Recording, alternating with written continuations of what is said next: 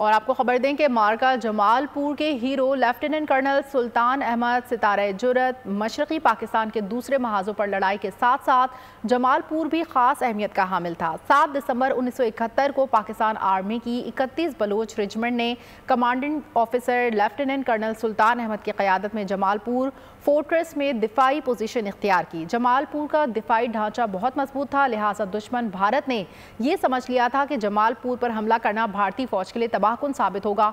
9 और 10 दिसंबर की दरमियानी शब भारत के 95वीं ब्रिगेड, जिसमें 1 मराठा, 6 बिहार और 13 गार्ड्स शामिल हैं, जमालपुर पर हमले के लिए कमर कस ली। जमालपुर के मजबूत दिफाई निज़ाम को कमज़ोर करने के लिए दुश्मन ने 7 से 10 दिसंबर तक आर्टिलरी, रॉकेट फायर, हवाई जहाज़ों और नियाम से बमबारी जारी रखी। 9 और 10 दिसंबर की दरमियानी शब भारत ने जमालपुर के दिफाई निज़ाम में कमज़ोर पहलू तलाश करने के लिए 10 हमले किए, जो पाक फौज ने नाकाम बना दिए।